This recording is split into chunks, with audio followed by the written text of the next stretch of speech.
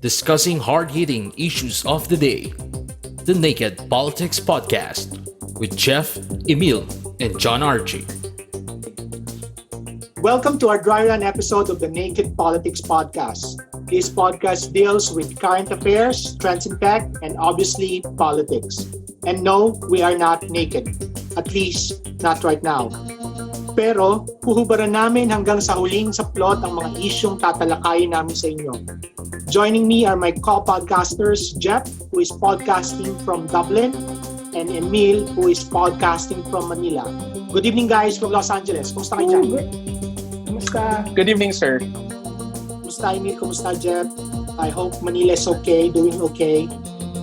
Okay, bago tayo magsimula, some warnings to our listeners. This is gonna be a boring podcast. Maybe after a year, we will be better. Yun kung aabutin nun kami isang taon, wala kayong matututunang bago dito. Most likely, you'll get irritated by our views and opinions. We do not claim expertise on anything, so don't set your expectations too high. Okay? Okay, so maybe you're asking why we are doing this podcast. Seryoso ba kami? At a time when criticizing the military for buying a 2 billion worth business jet or tawaging epal yung senador na nagkatrabaho sa Malacanang could land you on NBI's most wanted list, gusto ba namin gawin to? So Emil, you start because this is your baby. Okay, thank you, sir. Good afternoon from Manila.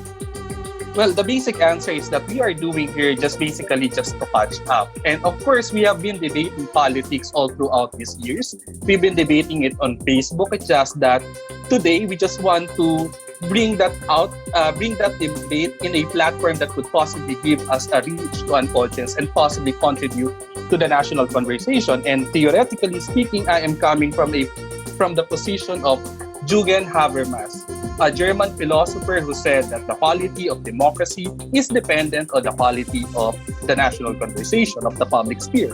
And this podcast is one way for us to contribute to the flourishing of ideas in our public sphere. Sir. Ang seryoso. Masanay na tayo kay Emil because he's like that since college. So Jeff, ikaw, what are your expectations and why do you think this is something worthwhile to do? Ayun.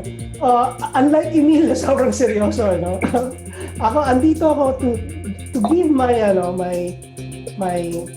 opinion and position sa mga bagay-bagay, no? Coming from a non-political discipline, feeling ko lang medyo left out kami sa national discourse kasi siguro naturally hindi talaga kami pakuda. I mean, not me, no? Pero yung mga kasamahan ko sa discipline ng engineering, maybe ng science or whatsoever. So I think importante na marinig din yung opinion ng mga taong nasa labas, no, ng politika. How they think and how politics affects yung mga bagay na tingin namin maapektuhan mga buhay namin, yung life natin in general. Ayun. So, ayun, expectation ko na mas magkaroon ng conversation around politics na kasama yung point of view ng mga non-political na Pilipino. Ayun. Oh, well, thank you, Jeff. Pero sana hindi ka mabash ng mga engineering ng mga listeners natin pagkatapos ko nilang marinig because I know a lot of engineering students or in that discipline na may mga opinion din naman. I mean, sa mga issues. And you're right, I agree with you. It's politics should not be left to the politicians or to those who are in the discipline of politics. Importante na yung mga nurse, doctors, or kahit sino has had to say on matters of politics. Okay, so yon, para hindi tayo masyadong humaba. Okay, we decided on this topic, di ba? Ang topic natin, political forecasting for 2022. Okay, most of us naman, tayong tatlo, may mga experience tayo on national elections. And in the past, at least in the past two elections, in 2016 and 2010, I know that kayong dalawa, you were trying to forecast, well, most like, hindi siguro si Jeff because he was campaigning for a candidate, but we were trying to, importante sa atin na malaman kung sino yung tingin nating mananalo, at hindi ba? So, Jeff, in 2010 and 2016, yung kandidato mo ba nanalo? Or at least yung iniisip mo nanalo? Well, no 2010, I really feel that President Noy will win that time. Though hindi ako ganoon ka-involved sa campaign nila, but feeling ko mananalo siya that time. No. And nung 2016 naman, syempre I have high hopes sa kandidato na sinuportahan ko. Pero at some point, nandun din ako sa side ng reality na okay, baka medyo malabo, pero hindi naman imposible. So medyo worth the try. Pero andun ako sa position na baka pwedeng ilaban. No? Kasi, how about you, Emil? Anong batting average mo in predicting who's going to win an election? Obviously, last 2016, I voted for Facebook for president. So, I was wrong on that because... Pwede kang dinisclose mo, kung sino binoto mo. Yeah, I guess it's necessary for us to have some political disclosure. So, 2016, I voted for Facebook. Obviously, she did not win because Duterte was such a phenomenon. And last 2010, I voted for NoEl, to be fair. So, it's one check and one X. In terms of president. I don't agree that Duterte is a phenomenon, pero that's a different discussion. Okay? So anyway, siguro brief background on how do we forecast, di ba? I mean, para lang din yan pagbili ng mga stocks natin sa equities sa stock market. I mean, you look at a particular stock, at a particular equity, titinan mo anong earnings niya, anong malaki ba itong kumpanya na to, is it a high value company, does it have plan in the future, in short, kikita ba ako dito sa kumpanya na to pag tinayaan ko siya. So forecasting is somehow similar like that. No? Kung mas simplehan pa natin, kung tataya ka sa karera sa kabayo, titingnan mo itong kabayo ba na to ay may track record ng maraming panalo. Okay, but tayong mga tao, why do we want to predict the future? Bakit ba natin gustong gawin yon? Bakit natin gustong malaman kung sino mananalo? Bakit ba pumupusta tayo sa mga hindi, not necessarily sa kandidato, but halimbawa sa basketball, kung merong ending, hindi ba? Kung ano yung mananalo. Why do you think that is, Emil? Bakit importante sa atin na malaman natin yung future? Well, I would to answer that, I have to note first that political forecasting is the least empirical of the fields in political science. I mean, there are so many variables working. It's really hard to predict a political future. It's just that we are doing this because it's part of the game of politics. I mean, we want to support a candidate that is winnable. And in every election, of course, we want, gusto natin na lagi tayo may taya. Okay. Sa akin, sa tingin ko, practice talaga siya ng mga tao. It's a human nature, no? To not predict the future, but at least imagine a future. Para meron tayong way of planning things, no? They said you cannot control things that you can't measure. So parang ayaw natin ng uncertainty sa future natin. And gusto natin, somehow meron tayong ginawa to predict the future para siguro paghandaan yung future. No? And we base all our plans, all our dreams sa perceived future natin. Diba? And politics, I think, is one way na na-practice o yung pag-practice natin nung human nature na yun, na to predict the future. And syempre to plan ahead, no? Because feeling ko intertwined yung buhay natin lahat sa politika. It will say kung kung ano yung magiging profession mo after you graduate a year after. It will predict kung gaano kalakas yung magiging stock market kung mag-i-invest ka sa stock market. It will predict kung ano yung technology by that time na susuportahan ng mananalong kandidato. So it's a practice, no, of really self-preservation in the future, no? Para ayun. Yeah, I agree with that. I mean, it's a matter of survival para sa atin eh. I mean, knowing what's going to be ahead of us, hindi ba?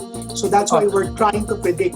Hindi lang dahil, in 2016, dito sa US, when Hillary Clinton lost, I mean, many people walked in the woods because they were depressed.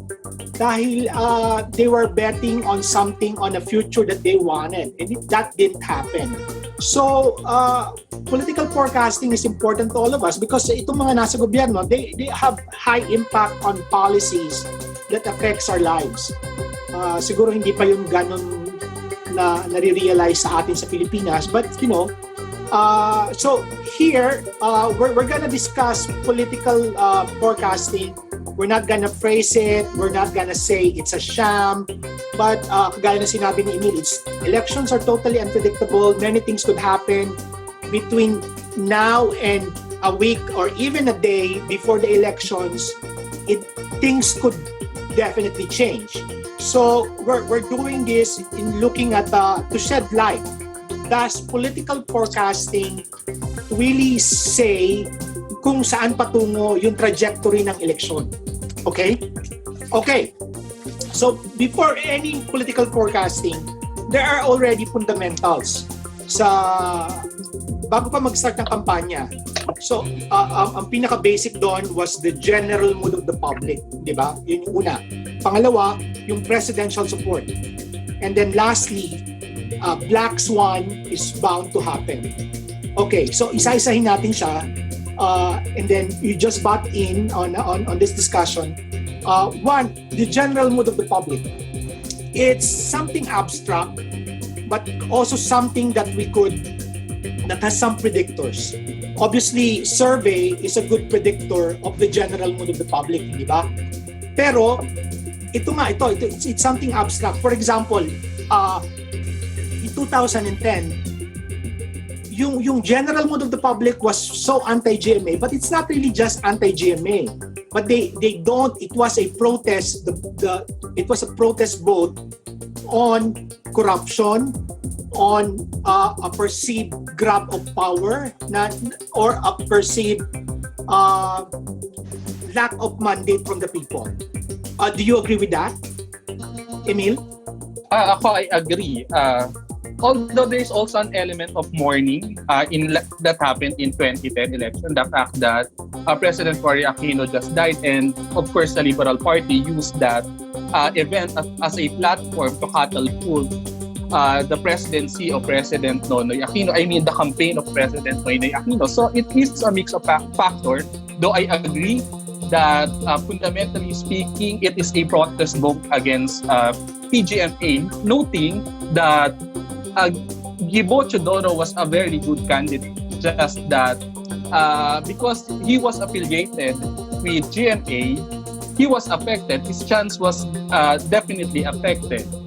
Yeah, I think it's the same thing with Sir Jan, just about it. I think it's the same thing sa nangyari last 2016. It's the general mood is frustration and anger brought about by the Yolanda issue, no? So sobrang taas din ng emotions that time, wherein people think na incompetent yung government because of the lackluster performance dun sa response natin sa bagyong Yolanda. And another factor is noong 2016 mayroong isang factor hindi ito traditional na nakita ng mga previous elections natin, which is the rise of social media. So na-amplify yung messages na yon at naging exponential yung effect niya sa general mood ng mga tao. Lumaganap yung fake news, at mas nagkaroon ng platform yung mga tao to air their grievances. No? So, from a simple Facebook post ng isang ordinaryong tao, na-amplify yon, no? At napupunta yon sa national discourse because of social media. So, ayan, I think that's a difference, no, ng last 2010 and 2016 election when it comes to the general mood of the public. No? Before, dati sabi nyo nga po, survey lang, di ba? Yung inaasahan ng mga tao to know that public mood. Now, you'll see it sa kung ano yung trending sa Twitter, ano yung may pinakamaraming shares or likes sa social media, kung ano yung dinidiscuss ng mga podcasters ngayon, kung ano yung dinidiscuss ng mga vloggers, kung ano yung ginagawa ng memes, no? So parang ngayon mas marami kang way to gauge kung ano yung general mood ng public. Not just politics, but anything in general, no? in the life and culture of Filipinos. Okay. Balikan ko lang yung sinabi ni Emil. Sabi ni Emil, it was the death of Cory Aquino who catapulted NoEl. Totoo naman yon. But that's not really the general mood of the public at then. It was actually more of a black swan. Kung maalala mo, Emil, nung time na yon, it was Mar Rojas who's supposed to be the standard bearer of the party. Siya yung kakandidatong presidente. It was not NoEl Aquino. Yes. He was not being considered to run even for vice president. Then all of a sudden Cory died and then the national mood turned differently, di ba? So I think yun nga, even the message ni Noy nung kanyang tumatakbo na siya, yung matuwid na daan, was actually a contrast to the general mood towards the GMA administration. Kasi nga, it's perceived to be corrupt, it's perceived to be lack mandate from the people dahil nandaya sa eleksyon. And so, yun yung mensahe din nung Noy campaign. And that was really effective for that campaign in 2010. Now, totally I agree with what Jeff said. Like for example, yung sa 2016. Totoo yun yung Yolanda, but it's not just that, Jeff, pero totoo din yung sinabi mo na yung mga memes, mga mga memes and mga fake quotable news. quotes. Hindi, not necessarily fake news, but mga quotable quotes dun sa mga opisyal ng Noy that na ang labas, although it was hindi siya corrupt kumpara sa GMA administration, but it lacks the empathy. Halimbawa, yung sinabi ni Secretary Abayan na hindi naman deadly ang traffic. Di ba? O yung hindi pagpunta ni Noy nung sunduin yung mga namatay sa Sub 44. Yung Sub 44 na namatay sa Mindanao, hindi ba? So, that's na mas pinuntahan pa niya yung opening ng Toyota. So, yun yung lack of empathy.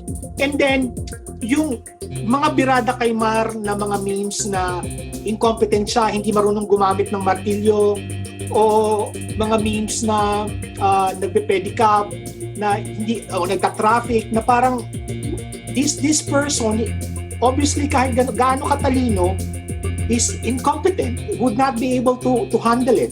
And so the Duterte campaign actually capitalized on that. Malasakit at mahusay. Yung 3 to 6 months na pangako niya na tatapusin niya ang problema sa droga, maraming kumagat, hindi ba? Pero kung nag-iisip ka, kakayanin mo ba talaga yung 3 to 6 months? Pero yun eh. Yung 3 to 6 months na campaign na sinasabi niya na yun, that generated buzz for his campaign was a contrast to Mar Rojas na incompetent, perceived incompetent. And then, yung pagbantay-bantay ni kung naalala nyo yung tanimbala, hindi ba? Yung binabantayan ni Duterte yung airport ng Davao. And then, that was malasakit eh. Hindi ba? Pinagmamalasakitan niya yung mayor ka, hindi kung sino lang ipapadala mo para trabahuin yan, kundi siya mismo ginawa niya yun. So that shows malasakit, and supposedly the 3 to 6 months was a competent campaign. So that was totally in contrast dun sa perception ng tao dun sa Aquino administration. Do you agree with that, Emil? Ako, I actually agree, and I would like to add something regarding dun sa 3 to 6 months, because I felt that the contrast was that Duterte can do swift job while Mar Rojas symbolizes the slowness of our bureaucracy. I mean, the boring bureaucrat. The campaign exploited the feelings of the people kasi ang taas pa ng emotion natin from Yolanda, di ba? And people generally don't want continuity. Parang we always wanted to have something new, di ba? And Mar Rojas is on a platform ng continuity kay Pinoy, and hindi masyadong mabenta sa atin yung gradual na change, no? Parang kaya hindi nga nananalo in the past yung from same party, di ba? So parang people are longing for change. Even Noy campaign in a platform of change. And medyo mahirap gawin na sabihin mo ng change from a Noy presidency to a Mar Rojas presidency without antagonizing the other. So medyo nasa pangit na position yung Mar Rojas campaign during that time. Kasi mahirap na lumabas na may something yung i-offer na bago apart from kung ano yung ginawa ni Noy, where in fact lahat ng mga tao nasa likod mo ay the same people who work with Noy, and yung perception ng mga tao na kung ano man yung nakita nila na hindi nila gusto ng panahon ni Noy ay sobrang dali i-associate yung mga yon kay Mar Rojas. Same thing mo nangyari kay Didoro and GMA before. So, parang biktima si Mar nung time na yon, no? ng pagkakataon din na empower yung party niya that time. So, but you look at the net trust rating halimbawa ni Noy, hindi mababa. It was mataas. Mataas siya actually to the point na yun actually ang sinasabi nila na kayang ipanalo si Mar because yung coattails nung presidente, the influence of the president, the machinery of the administration will help Mar Rojas. Anyway, bago tayo, that's second point, yung sa presidential support. Although I would like to add on that, sir, I think VP Leni was the one who benefited on the huge trust rating of Pinoy, but not necessarily Mar Rojas. And the campaigns of Duterte and VP Leni were really masterclass in terms of political management because we really have to give it to them. I mean, they really executed a very well thought of campaign in 2016. And a very non-traditional campaign, no? Yes, I agree. From nothing, no, to something na phenomenal when it comes to campaign, diba? And they really know their tools, no? And number one sa tools nila yung social media, and they listen to data, diba? So they calibrate everything based on data. And social media and technology in general, ito napaka tech-savvy ng mga political backers, campaigners ni President Duterte that time. Okay, dahil sinasabi mo na yung social media and all, you also talked about earlier about virality of certain memes, of posts, what yung mga likes and trendings, and of course dito sa America, Google searches. Dito sa US, they see a correlation between Google searches about a particular candidate and the probability of winning. Yung sa mga likes, for example, or sa Facebook, it's or even sa Twitter on trending. Pwede ka mag-trend, pero you don't really know why you're trending. Or, well, you know, pwedeng binabash ka, but is it a good predictor whether you will do good in a particular campaign? What do you think? Well, for me, not necessarily na nagtitrending ka ay may malaking chance mong manalo, but it really helped, no, to amplify the message. Kasi social media, it's technology, it can be gamed. Diba? So, and kung sino yung marunong na gamitin itong technology na to, can actually make your candidate win. Pero depende pa rin yan kung sa produkto mo, di ba? Kahit gaano ka okay yung produkto, kahit gaano ka, kung masama yung produkto mo, kahit gaano ka laki ng effort gawin mo sa social media campaign, ay hindi ka mananalo. So it's one of the variable, I think, ng campaign. Ang maganda dito, the Duterte campaign, they use social media tremendously. I think Duterte was the first social media president. Yes. And Mar Rojas and his backers, his campaigners, are banking on the traditional campaign, the tri-media, no? So, kaya yung use ng mga artists, use ng mga celebrities, same thing with kay Binay before yun yung nakita nila na ang ito vehicle nila to presidency. While President Duterte, sobrang linya ng campaign niya dati, di ba? So umaasa sila sa I remember Jeff. I-cut lang muna kita doon. I remember may mga political rallies si Duterte at saka si Cayetano sa mga streets at nilalangaw siya. This was early January. Nilalangaw siya, nagpapalengke tour sila, wala ko konti ang tao. And then you sense by mid-March na yung mga ordinaryong tao, sila na yung nag-a-announce kung kailan yung dating ni Duterte on a particular area. And makikita mo yung mga videos na daluyong yung mga tao, these are no longer hakot. So that's, doon ako nagsimula na may chance sa tong tao na tumanalong presidente. Because although mataas yung survey ng October 2015, he had 20%, Grace po had 20%. He has not declared din kasi alam naman natin late nag-file si Duterte, di ba? Mar Rojas has 20%. So silang tatlo, pantay-pantay. Pero pagdating na nung actual na kampanya, nag-start ng campaign, yung Duterte campaign, sabog yung kampanya, wala sigurong pera.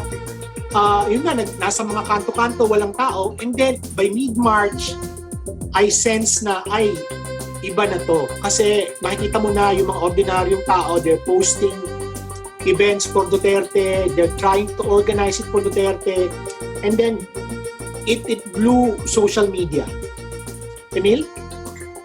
I actually share the same observation, sir. I mean, in terms of political forecasting, you can actually forecast. The most accurate forecast that you can do is 15 days before the actual election. So in terms of the business or the science of forecasting, I guess 15 days before election is quite conclusive to get the general feel of the public. And we saw this in the Duterte campaign. I mean, 15 days, their campaigns were really organic, as what you said.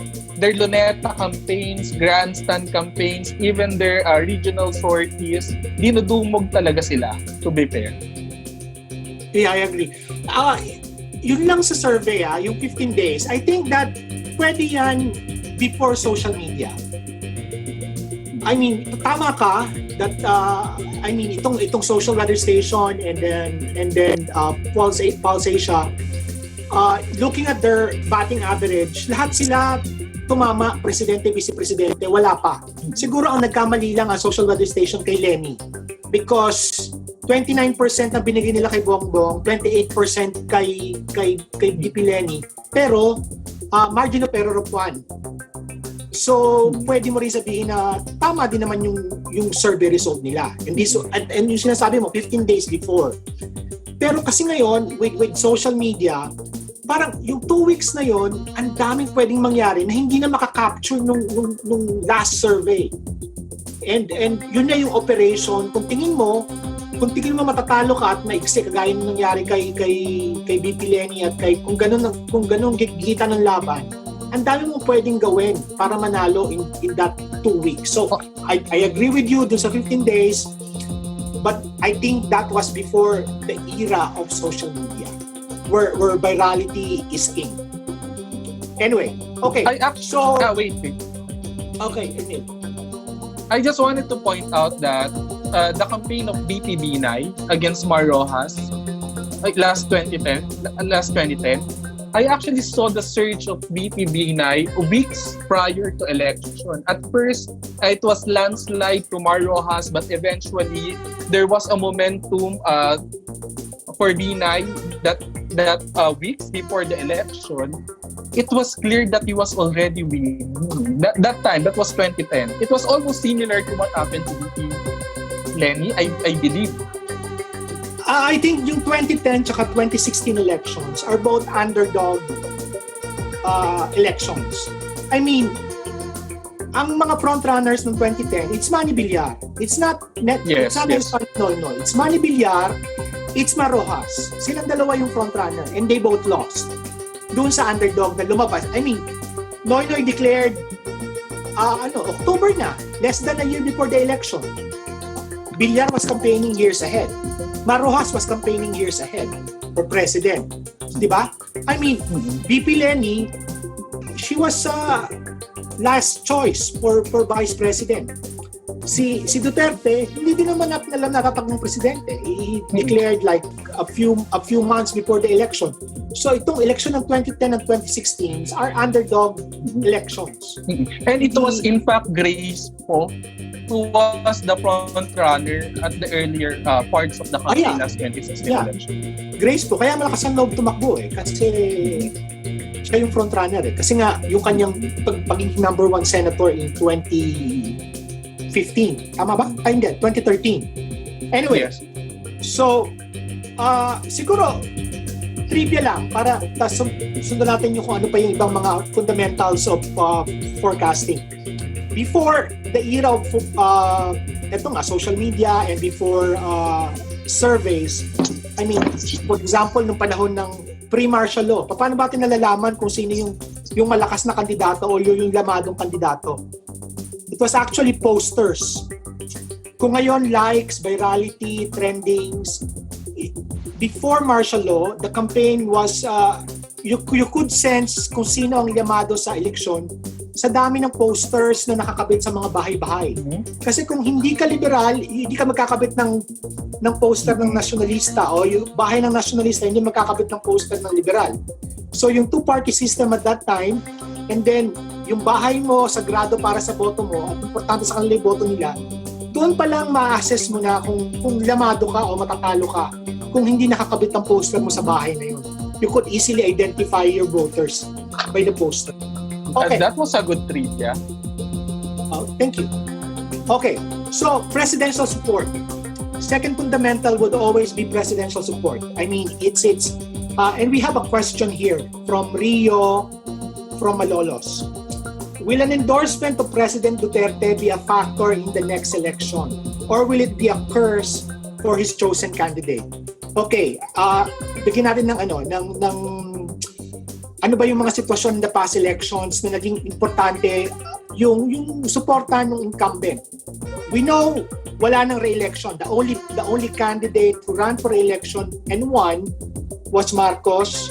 Well, technically GMA, or pwede mo rin sabihin Ramos was an extension of Cory. So, in a field of candidate na dikit-dikit in 1992, the Cory Aquino endorsement gave Ramos an edge. Di ba? Yes. It gave Ramos an edge. But Ramos was also popular in 1998, pero natalo yung kandidato niya. Si Jose And that is De De Venecia, yes. Oh, natalo si De Venecia. Okay. And then GMA, sinasabi ni Emil kanina, si Gibo ang kanyang kandidato. Pero ako, ang tingin ko talaga, hindi naman talaga si Gibo. Si Gibo yung lakas. Pero the candidate of GMA was Manny Villar. That's why, and you know this, Emil. Really? You know this, Emil. Hindi. You know this, Emil. Hindi ba? Kaya nga yung mga issue, yung C5, yung Taanghari, matters of corruption, issues of corruption, that was tied up by the Liberal Party to Manny. Tinayab talaga nila si Manny Villar kay GMA para matalo si Manny Villar because Manny Villar was the front runner at that time. Di ba? And then, ito nga, Noy was a very popular president. I mean, galit yung tao, may sense of anger, but at least the ratings, yung sinasabi ng ratings, he was still popular eh. But natalo yung kandidato niya. Of course, hindi lang naman din yun ang dahilan. But ito, sagutin natin, Sagutin natin yung tanong ni Rio. Will an endorsement of President Duterte be a factor in the next election? Or will it be a curse for his chosen candidate? Okay. Of course, I can say that it's yes. I mean, I still believe that President Duterte was a phenomenal force. I mean, he was such a phenomena that no social scientist really explained his persona. Meaning to say, even the social scientists are at a loss. Why this is happening to us right now? Why does he maintain that kind of popularity at this point in time? Parang ganon. Oo, So yung mga social kahit scientists, na yung mga pinagsasasabi niya, di ba? O hindi natin naiintindihan yung mga press con niya, o yung mga Yes, exactly. rape jokes, yung mga pinagmumura niya, o even his embrace of China. But exactly. yun yung hindi maintindihan, hindi natin maintindihan, di ba? So I guess I still bet on that. Parang it is he is such a cultural phenomenon that his story will really reverberate even after his term ends in 2022. Yeah. But so you're saying it's more of an advantage, but does it have a disadvantage? Well, of course, after the COVID-19, we would not know what will happen, di ba? Because this is another game-changing. But kung walang COVID-19, I can say that 100% it will be another 2022 will be another Duterte regime. Well, pwede. I agree with that. Jeff. I kind of agree with Emil, na sobrang hindi maintindihan kung saan nanggagaling yung adoration ng mga Filipinos towards President Duterte, na parang napakataas ng pasensya nila na kahit anong gawin, hindi gaya ko na sinabi niyo kanina, kahit anong gawin ni President Duterte, mahal pa rin siya ng mga tao. Siguro, hindi ko alam possible na yung language niya ay talagang nag-resonate sa mga ordinary Filipinos, and na hindi nila nakita dun sa mga previews na very out of touch sa reality. So parang in a way, baka nakikita nila si President Duterte as an extension of themselves, no? Na hindi ganun ka kalalim na na personality, pero yun nga, yung lagi nilang term, authentic daw, no? Authentic means na kagaya nila, di ba? So lahat ng negatives na meron kay President Duterte, nakaka-relate sila. And ito Jeff. His approval rating is plus 73. This is way higher than NoEl's plus 60, plus 65, I think ang pinakamataas niya. And then, pero pag tinilid-tilid mo siya, for example, by social status or social class, by social class, pinakamataas si President Duterte on class ABC at 76. Mataas din yung DNA niya, pero mas mababa kumpara dun sa support niya from ABC. His D support is plus 72, his E support is plus 71. So, yung mahihirap, kung bargas-bargas sila, hindi yun yung Bakit yung mga social ang mas nag-embrace kay Duterte? Well, feeling ko dyan dahil sa campaign against criminality. No, parang itong mga nasa class A, Law and B, order, C. yeah. Yeah. So laging concern nila is yung safety nila, di ba? Kasi sila yung madalas na biktima ng sila yung mga sumisigaw sa mga video na huwag kayong lumabas, ang titigas ng ulo nyo. Di ba? Sige, i-bash nyo ko. Looking at 2022 elections, kung halimbawa, elections would be held like 3 months from now, who do you think would be the candidate of the administration? The Duterte candidate? Ako, feeling ko... Give me one name, Jeff. Bongo. Huwag mo na sabihin ko, Bongo. Bongo, yes. Emil, who do you think? Sara Duterte. Sara Duterte. Pero how old is she? 40 plus. I think she's qualified to run for president. Alright. I'm not sure, pero I think she is. Okay. Ako, not necessarily candidate for president, pero posible, part of the team would be Cayetano and then a Marcos. So ito yung mga nasa bloke ng administrasyon that could run for president or vice president. And I might include Isko Moreno and then Manny Pacquiao. Of course, Manny Pacquiao. Ako, I really noticed the desire of Manny Pacquiao to run as vice president or president. I mean, it's really palpable. Okay, so pagpalagay natin ito yung mga presidentiable nila. Not necessarily ito na talaga, but ito yung mga may ambisyon, si Sara Duterte, Bongo, Cayetano, Marcos. When I say Marcos, I don't think it's necessarily Bongbong. I think it could also be Aimee. Yeah. And then, Isko Moreno, and then Pacquiao. Ito yung mga wanted to ally with Duterte. Okay, so may kandidato ba ang oposisyon? Let's ask Jeff. Well, sa ngayon, no, parang I think the only viable candidate na nasa national, na may national stature si VP Leni. And so far, she's the only one na I can think of that can launch a national campaign. Ako, I disagree with that. Kasi we're only looking at VP Leni, di ba? But by 2022, Noynoy Aquino is only 62. I'm not saying he should run or he would run, but he could run. I mean, nangyari to kay Erap, he ran in 2010, di ba? So pwede pa rin, ang pinagbabawal lang naman ng saligang batas is a consecutive run for running for election.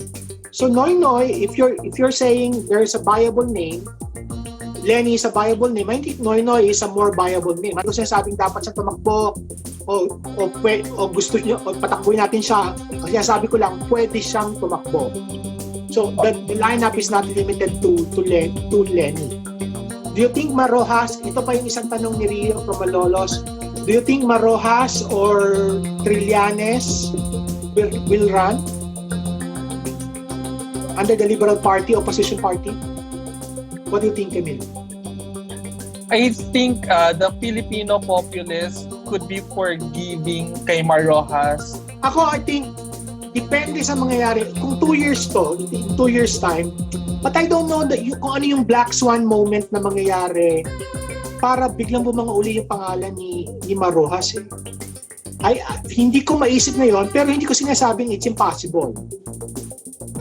I'm not saying it's gonna be impossible, pero wala akong maisip na Black Swan moment ni Marojas. So, Trillanes. Do you think Trillanes will run for president or vice president? Well, he could, I think he could run for vice president again. Pero matapang talaga siya. Pero that's not spoiler, hindi nakatulong. Kaya nga, that's not necessarily minanalo siya, but he can still run. Depende siguro. So, kung ano man yung third force, Lacson, and Poe. Do you agree? Yes. Anybody else na naiisip nyo na pwedeng tumakbo? I mean, looking at the stars of the pandemic, itong mga stars ng pandemic, halimbawa, Vico Soto is not eligible to run for president yet in 2022.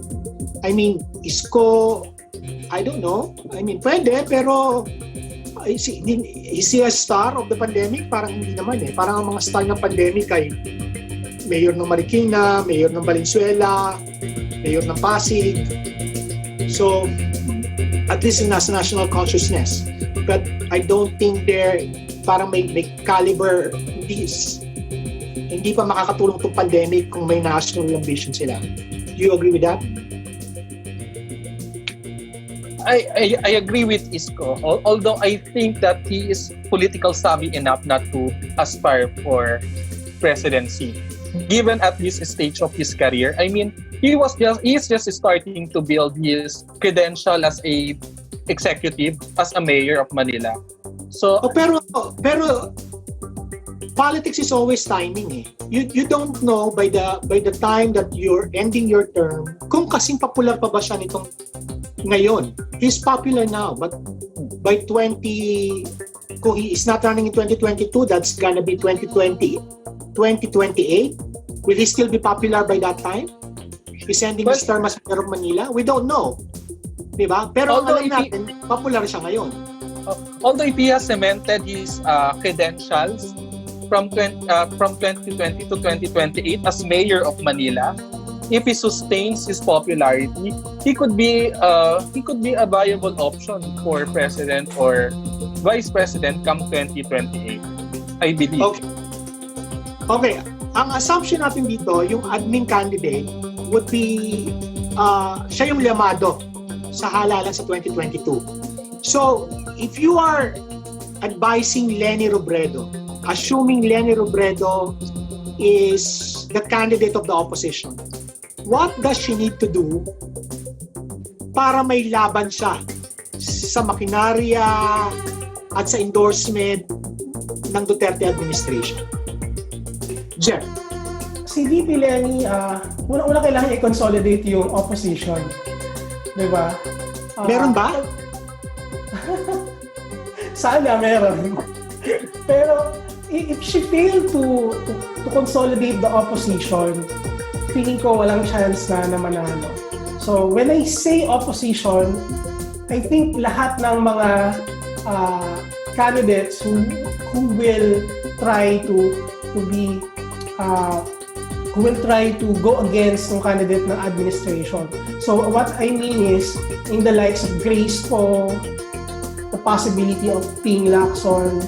So kapag hindi to nag-merge itong dalawang personality na to, na may halos the same base, no, yung demographics ng base, no, mas mahihirapan sila manalo against sa candidate ni President Duterte, who has high trust ratings and who has the power and all the machinery of government at their disposal. No? So, ikaw, Emil, what do you think? Ako, simple lang, she should want it. She should be faithful to the cause. Meaning to say, it is no longer Duterte that she is fighting come 2022. Pero yung nakaraan natin dalawang presidente, Noynoy Aquino and Duterte, ang perception is they did not want this job. In fact, sinasabi na Duterte yun, di ba? Ayoko ng trabaho na to. Pwede kong ibigay ito kahit kanino. Kung hindi si Leni Robredo ang vice-presidente, matagal na ako nag-resign. So,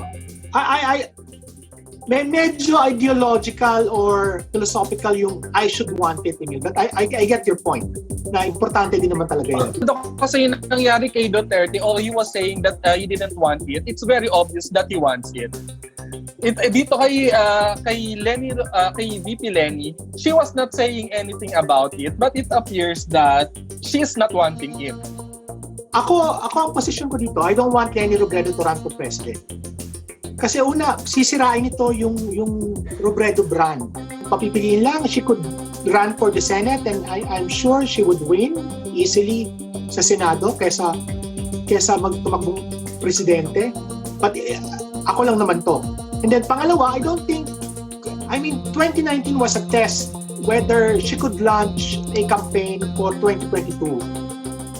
No money was raised, no viable candidate na for the Senate na nabuo. So, organizationally and raising funds, I think malaking problema. Sinasabi natin that she was also a phenomenon in 2016. Pero if she was not the candidate of Noynoy Aquino, of the administration, mahirap din buuin yung phenomenon na yun. So, it wasn't just a factor na namatay yung asawa or she has this persona or yung mga viral moments niya on social media, but it was also the backing of the administration why she won. Diba? Ganun ko siya tinitingnan. So ako kung papipiliin, for 6 years in 2022, she will be the next most senior politician, most seasoned politician come 2022. And she can leverage that to run as president in 2022. So in terms of political future, this 6 years of Duterte is a test for her. If she survives this, she can be a future president for me. Sa akin pre-COVID, baka maliit yung chance na VP Leni na manalo on a presidential election. Pero itong COVID-19 na to gave her a platform to show her leadership, no? And less dun sa narrative ng DDS versus Dilawan, I think mas napakita ni VP Leni dito ngayon yung ability niya, no, to lead something like a COVID response despite the limited budget, despite being in the opposition, and her ability to rally the private sector behind her, diba?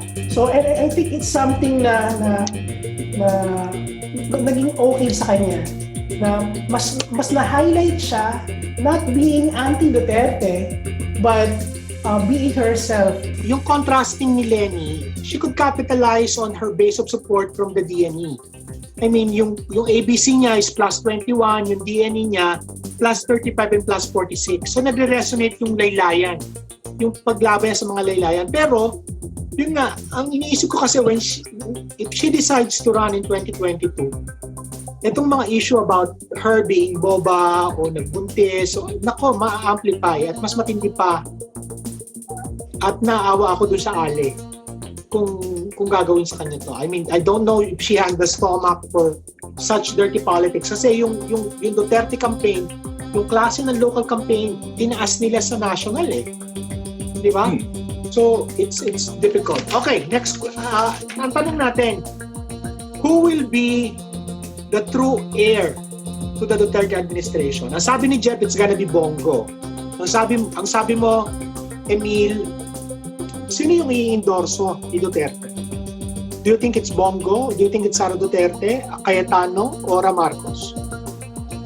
Or Manny Pacquiao? Or Isko Moreno? Sara Duterte or Manny Pacquiao for me.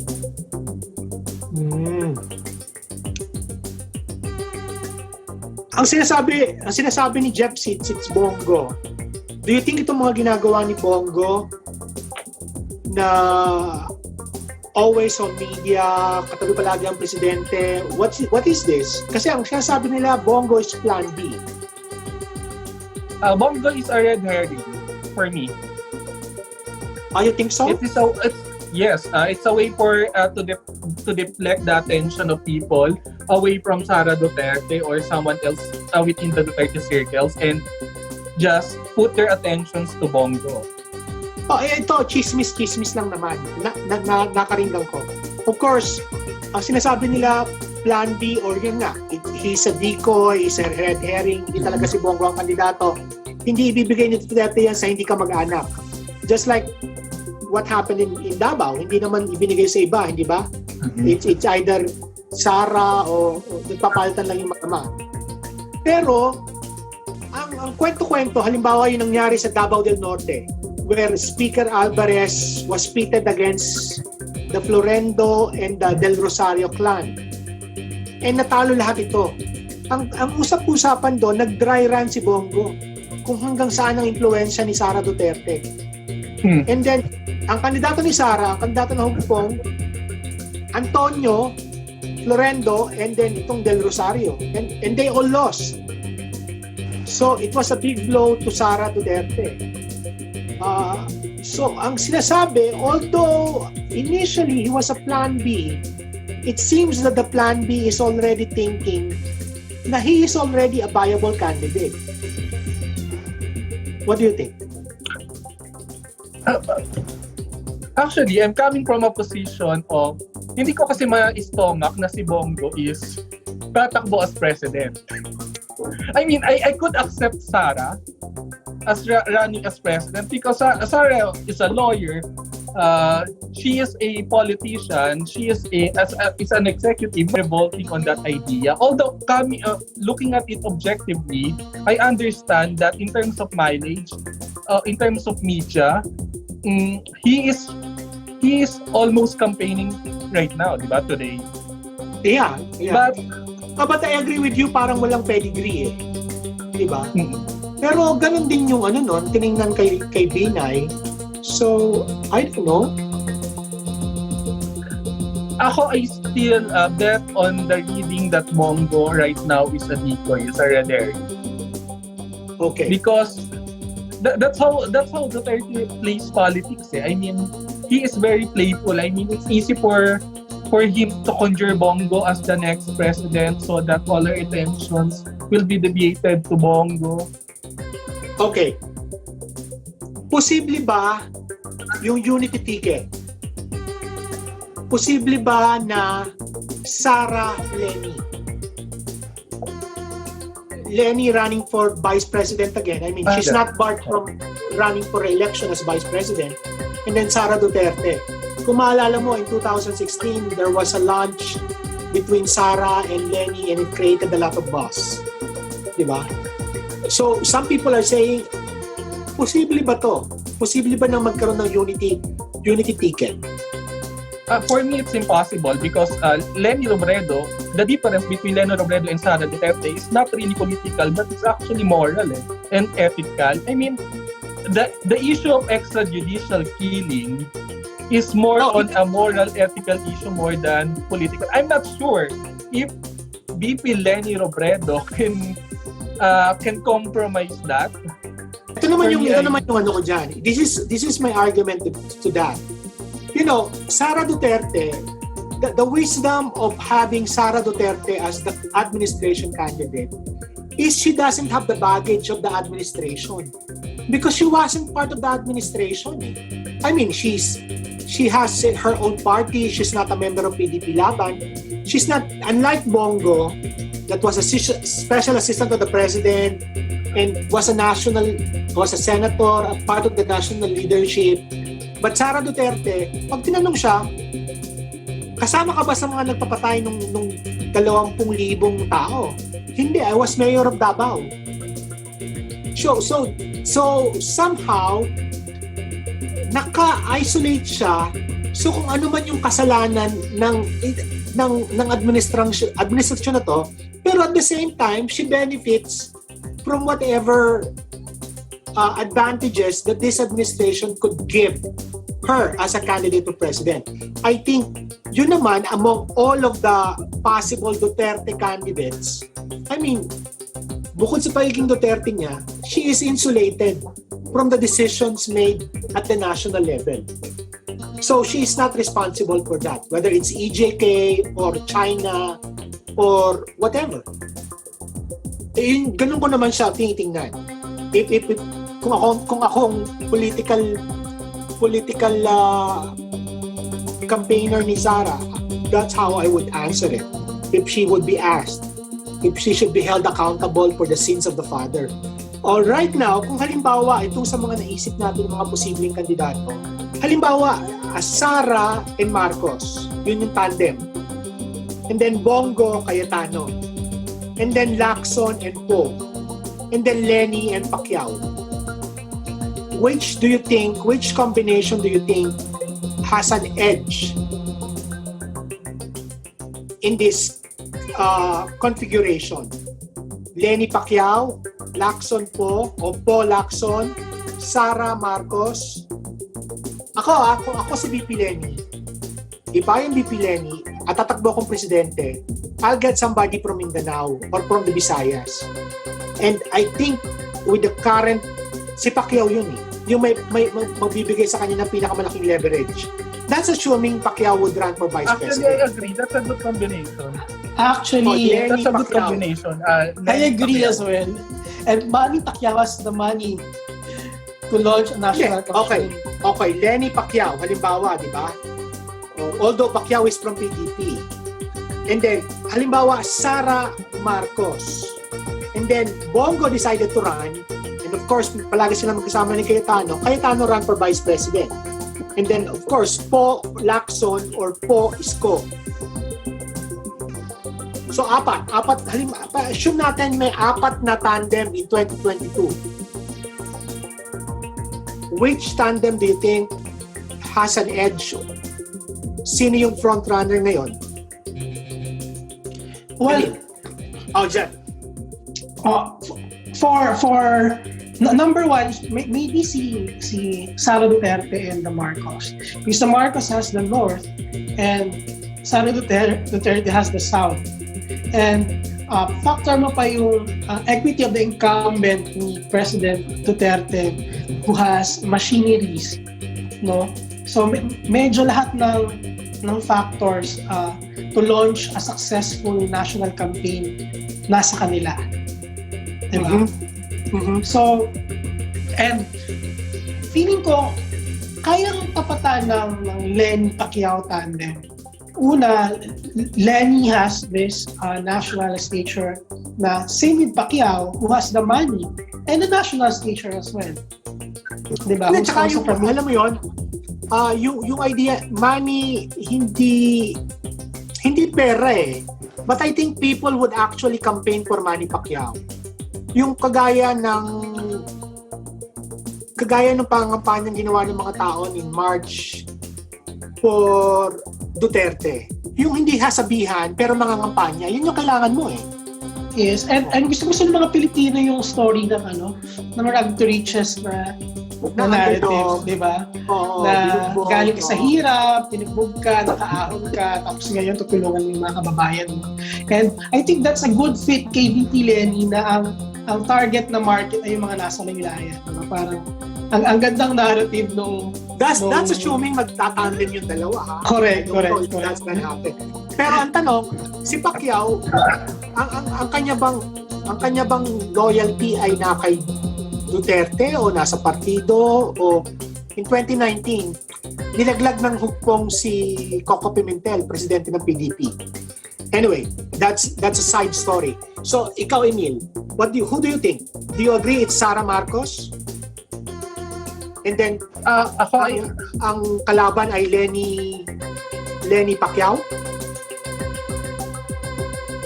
It could be Leni Pacquiao versus Poe Pacquiao or Pacquiao Poe.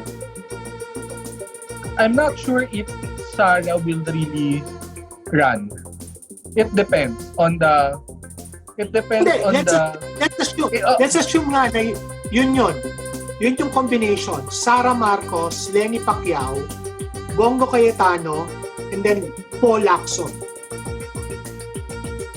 Kasi at this moment, wala naman hindi matagal alam ko sino tatakbo eh. We're just making scenarios eh. Ayun nga. My answer is that I would bet on Leni Pacquiao and Pacquiao po. Ano yung Pacquiao? Ipo runs. Jeff, do you agree with that? Is Po still a viable candidate? Kasi ang feeling ko kay Grace Po, parang ano na siya eh. Lauren Ligarda. Are we gonna take her seriously? I mean, she's trying to be relevant in the pandemic. Yes. Pero kinakagat ba ng tao? I don't see it. Yun yung medyo mahirap. But she still wants it eh. I don't know. I still feel that she still wants it. Yeah, she wants it. Pero medyo mahirap yung position niya eh. Medyo mahirap yung position niya kasi hindi siya wala siya sa left and right nung nasa gitna siya lagi. And feeling ko I think possible pa rin si Grace po. Kasi kapag wala akong mga manok yung sa extreme opposite ng system, nasa gitna siya, it could still be a viable candidate. Pero I doubt na mananalo siya until lahat ng candidates na mag-go against kung sino yung ipapatakbuhin ng Duterte administration ay magsasama.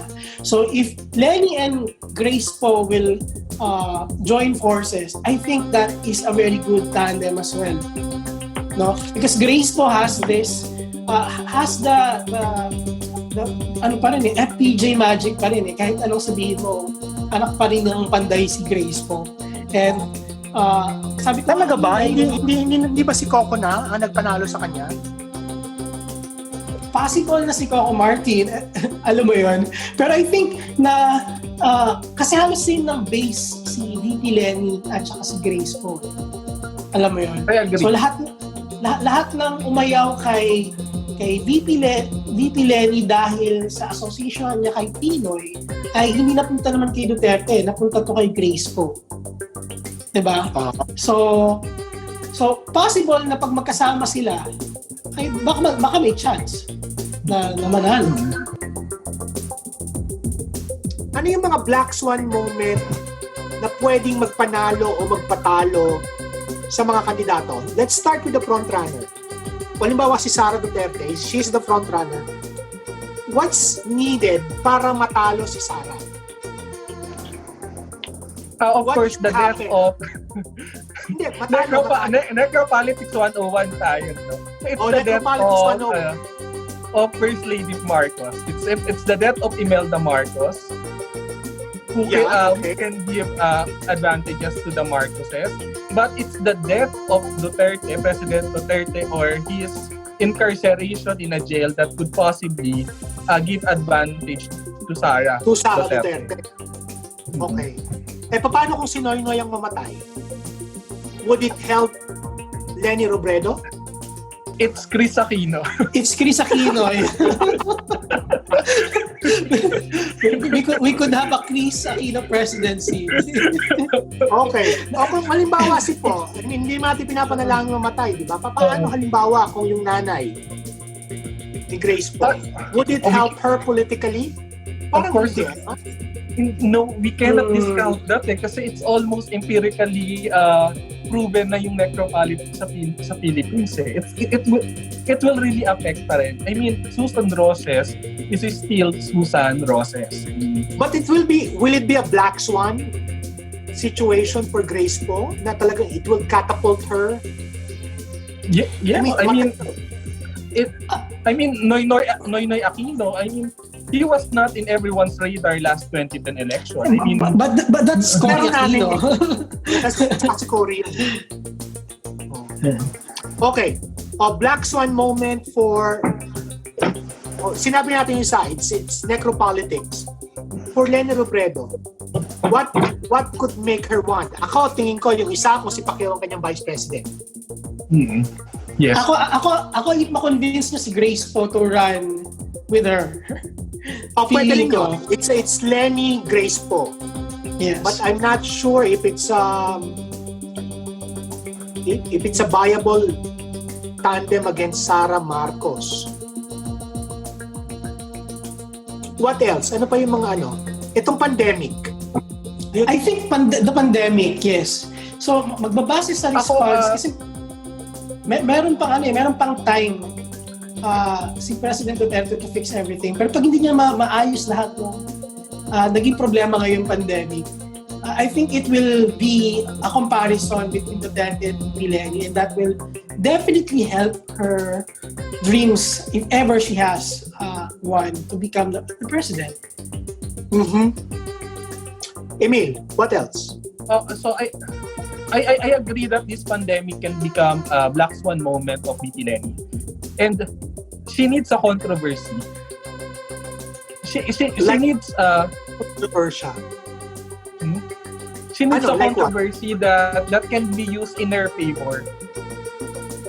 Alam mo, isa pa pala ako for Sara to lose, halimbawa, although sinabi ko kanina that she's somehow insulated from all of the problems, di ba? A clip from Duterte on a meeting in China saying, binibigay na namin sa inyo ang West Philippine Sea. Or hindi na namin i-claim to. Or may direct order sa isa sa mga generals niya na i-liquidate itong mga drug addicts. Although inamin naman niya, di ba? I mean, there's so may mga, kung halimbawa there's a clip or that's a scandal that erupts and that's so near the election, I think it's a game changer kung mangyari yun. Kung may But definitely ganun, it will not be about international politics like China. It doesn't really affect the Filipino populace. Pero kung sinasabi nga, kung halimbawa nga may clip on a meeting with the Chinese ambassador saying, Duterte saying, I'm not saying it happened kung halimbawa lang, may clip na lumabas, sinasabi na, Mr. Ambassador, tell President Xi Jinping, don't worry about us. Support my daughter and we will no longer lay claim over the islands in the West Philippine Sea. O ibibigay pa namin sa inyo yung kalayaan. Kung may ganun, I think it's a game changer. Actually, sir, parang may mga pronouncement na si President Duterte na same on the same effect na niyan. Pero hindi talaga naging national controversy right now. Hindi, pero iba kasi, the voting Emil, behavior. Jeff, iba kasi yung sinasabi mong diretso na nag-leak siya na parang Hello Garci. Gets mo? I mean, halimbawa si GMA, she used all of the, ginamit naman niya talaga yung makinarya ng gobyerno, and that's technically, hindi naman illegal, pero halimbawa yung mga PhilHealth cards na pinamimigay. So, technically that's cheating because you're using the resources of the government for your campaign. But, baliwala yung dahil it's all in the open. But if it's not open, and the people felt that they were deceived, kaya si Duterte, ang pronouncement niya, I'm an open secret. Kung itong sinasabi ko, ito ako, di ba? Ito yung isa sa mga tanong niya, ni Rio. Ang tanong niya, what will the political moves of China and USA in this 2022 election? Of course, it will become a proxy war. Yeah. Between the I think two China, superpowers. I think China will, ako, sigurado for sure, China makikialam. Yes. US makikialam, depende kung sino mananalo this November. If it's Donald Trump, no, I don't think pakikialaman niya. Because But I guess it is, it's the deep state. with it. For me, it's the deep state in the United States who will, which Wow, will naniniwala ka sa deep intervene state. in the I mean, of course. It is not dependent on who will be the next president, because it's very obvious that the Southeast Asia will be the next contentious, is the next hotspot for the United States foreign policy. That's why they have no choice but to intervene to Philippine politics come 2022. Okay. And they have military interest din sa West Philippine Sea that they can't just let go whoever Okay, wins so the ito last presidency. question para ma-wrap up natin siya. Ang last question niya, if in case ABS-CBN will be given another franchise, will it support the administration candidate? I think it also goes for the same for, halimbawa, ang mga Ayala o ang mga Pangilinan. Itong mga business na binengga ni Duterte, sila ba o not necessarily ang Ayala o Pangilinan, but any other big business na posibleng benggahin ni Duterte in the future? Matatakot ba sila? Or will they coalesce in 2022 to another candidate na hindi Duterte or hindi ally with Duterte? What do you think? Natakot na ba? Effective ba si Duterte sa ginawa niya? Was he able to cow the media, big business, the church? At sa 2022, they can do whatever they want? Ganun ba? Or that masyadong nadala ang big business, ang media, at ang simbahan, that they will actually try to make a unified front against Duterte. What do you think? Ako, for me, sa business standpoint, they will always be on the safe side. So whoever they think na mas malaki yung chance manalo in the next election, dun sila magsasign. But it doesn't matter na hindi sila susuporta dun sa kabila. Diba? Well, alam mo yun, laging ganun sa business diba? Parang dun ka sa pinaka-safe ka. No? Okay. Not necessarily na mag-highlight ka politically, pero laging tumataya on both sides. Sa simula, itong mga businesses. And titignan nila at the end of the campaign kung sino talaga yung pinaka-viable at kung sila tataya. Siyempre, to protect their interest. No? Come the time na umupo sa pwesto tong taong to na mananalo. Emil? Ako naman, if ABS-CBN will be given the license, they will definitely become milder for the next 5 years because they have to recoup their losses. Their losses all this time na wala silang license. So, the most likely scenario is that ABS-CBN will take a softer, milder approach in politics. Alam ko, feeling ko soft na ang ABS bago pa. ba? So it will go softer pa? I mean, look at the parang ANC, sino ba? Sino ba bumibira? Parang wala naman. They were milder nung panahon ni Duterte, but during the Pinoy's administration, I mean, they were at their height of their political influence that time, eh. Mm-hmm. Okay. And even the GMA, Pinoy administration, that was the height of political influence of ABSCBN. So they only became milder after 2016 election because perhaps they knew that it was Duterte who will decide whether or not they will be renewed for the next 25 years. So from a purely business sense, they have to recoup their losses. So for the next 5 years, they have to play it safe. And well, is it fortunately or unfortunately, we don't know.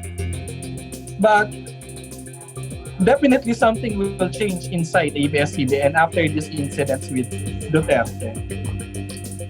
Ako, ang thinking ko naman, kapag nag-grant ng license ang ABS-CBN for the next 25 years, there's no stopping them to actually go hard on anyone. Kasi safe na yung franchise nila eh. They could go after the taxes.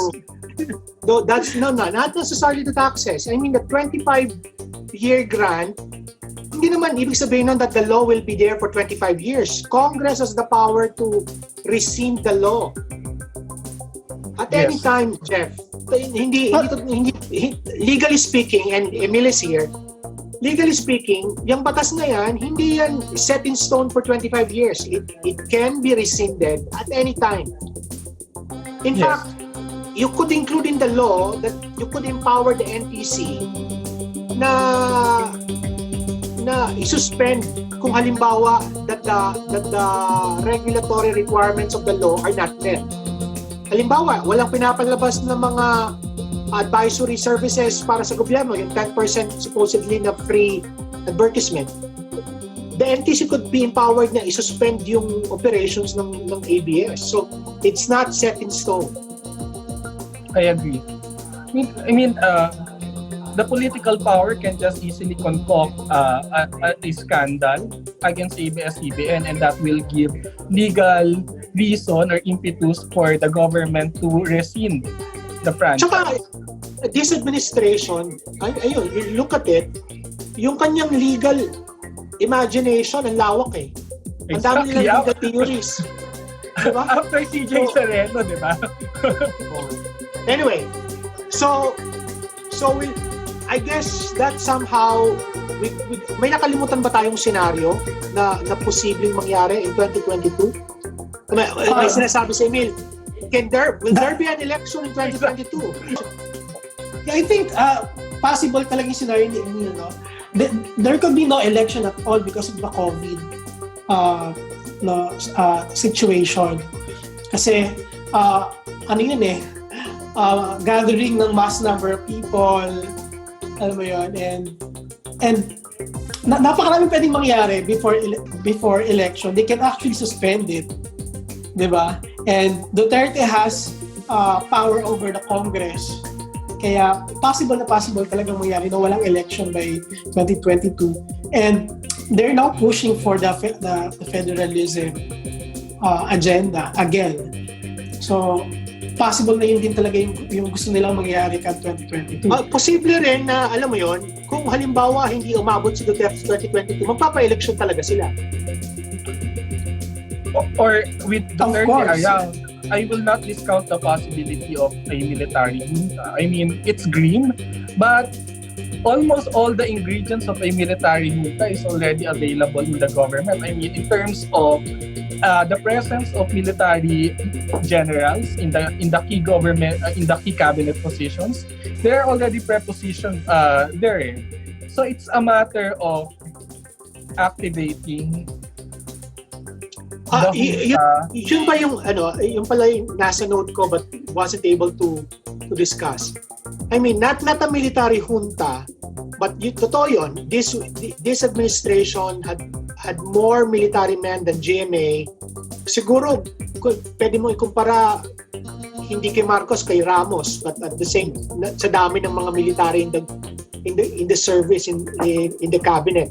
But they're a factor at hindi natin maialis yun. Pwede bang magsulong ng kandidato ang military? Do you think, for example, General Ando, will he be a viable candidate by 2022 for president? Precedence for that, at least in the Philippine experience. I mean, unlike Thailand. Ramos. But Ramos was the defense secretary, he was a general. In 1998, Rene de Villa was chief of staff. He was secretary of defense. He ran for president in 1998. He lost, of course. But Gibo Chodoro was secretary of defense, although he was not a military man. Why do you think a general would not be president in 2022? At least after the failed coup attempts of Trillanes and after the failed coup attempts of Gringo Honasan after EDSA, I mean, these were the historical events which showed us the height of military adventurism in terms of politics. So feeling ko, after the failed coup attempts of Gringo Honasan and Trillanes, they will no longer push the envelope further to the point that they will really participate in the mainstream political election. Although, of course, Ramos was a swinger in the sense that... mas posible pa ang military junta than the generals in the cabinet looking for a candidate. Oh, talaga ba? Do you agree with that, Jeff? Well, I kind of agree with Emil. Unless merong isang naku, ito mga conspiracy theories. Unless merong isang event na ma-highlight itong mga generals.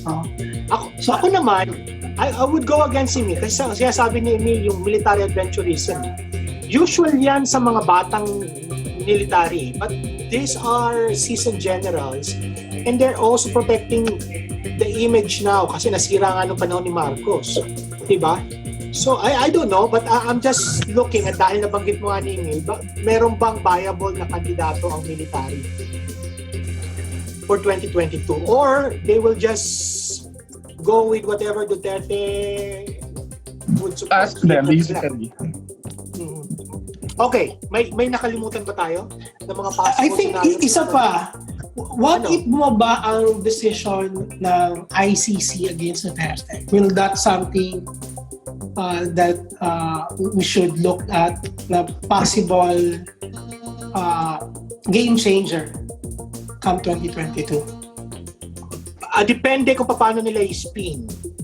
Pwedeng alam mo yung inapisip Duterte, lalo na kung inaresto, that would be a problem.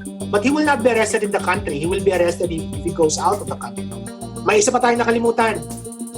Paano kung mga 6 months or before the filing, the Supreme Court decided VP Leni lost in the election? I think sobrang laking epekto, no? On the good side kay VP Leni. Kasi magkakaroon siya ng battle cry when she ran for presidential election. Or it could be another way, no? Na yung integrity niya na pagka VP ay must-stay. So, depende na lang kung paano i-spin ng mga political backers ni VP kung paano doon. Pero it will definitely give her a stage, no, na kailangan itong manalo kasi nga merong persecution na nagaganap, pero yun nga, and Marcos will be back in power like that. So it will be both it will be good both for VP Leni and Marcos if the Supreme Court decided 6 months before election that Marcos actually won. But legally speaking, it would not make so much difference against VP Leni if ever the Supreme Court decided. Okay, so I guess that's it. I mean, we've covered mostly everything. Baka mas mahaba pa tong podcast natin. And I think pag napakinggan to ng mga political operator, they might start thinking, baka they're making sense, di ba? Okay, so thank you, Jeff, thank you, Emil. And this is the dry run of our episode of the Naked Politixxx Podcast. We deal with current affairs, trends and tech, and obviously politics. And hopefully, nahubaran namin ng mga issue para sa 2022 election sa inyo. Again, thank you, Jeff. Thank you, Emil. And good night. You take care. You stay safe. Any last words, Jeff, Emil? Ayun. Thank you din. Thank you, Emil and Sir John.